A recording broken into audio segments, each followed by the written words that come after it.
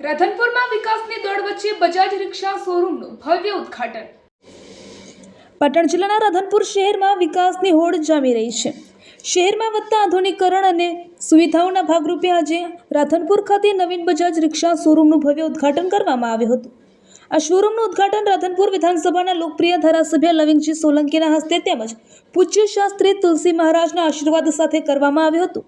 આ પ્રસંગે મોટી સંખ્યામાં આગેવાનો, રિક્ષા ચાલકો અને સ્થાનિક નાગરિકો ઉપસ્થિત રહ્યા હતા। રાધનપુર ભાભર હાઈવે પર નાયરા પેટ્રોલ પંપની બાજુમાં સ્થિત આ આધુનિક શોરૂમ 3 ભાગીદારો દ્વારા શરૂ કરવામાં આવ્યો છે।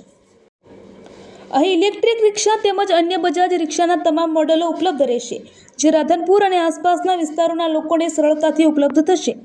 આ શોરૂમમાં ગ્રાહકો માટે સર્વિસ સ્ટેશન, લોન સુવિધા તેમજ બજાજ કંપનીના ઓરિજિનલ સ્પેર પાર્ટ્સની સુવિધા પણ ઉપલબ્ધ કરાવવામાં આવી છે, જેના કારણે રિક્ષા ચાલકોને હવે પોતાના જ ઘર આંગણે સર્વિસ અને જાળવણીની સંપૂર્ણ સુવિધા મળશે। ઉદ્ઘાટન પ્રસંગે વક્તાઓએ જણાવ્યું હતું કે આ શોરૂમ રાધનપુરના વિકાસમાં એક નવું મહત્વપૂર્ણ પગલું છે અને સ્થાનિક રોજગાર તથા વ્યવસાયને પ્રોત્સાહન આપશે। રાધનપુર અને આસપાસના વિસ્તારમાં રિક્ષા ખરીદવા ઈચ્છુક લોકોને આ નવા શોરૂમની મુલાકાત લેવા અને પોતાની જરૂરિયાત મુજબ રિક્ષા બુકિંગ કરાવવા માટે હાર્દિક આમંત્રણ આપવામાં આવ્યું છે।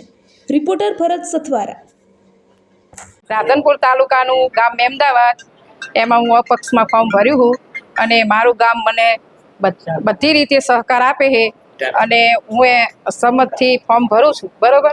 અને જે કામ હશે ગામની અંદર એમાં હું પ્રેમથી એમને કરી બતાવીશ। શું નામ છે? સાધુ નૈનાબેન ભગવાનદાસ।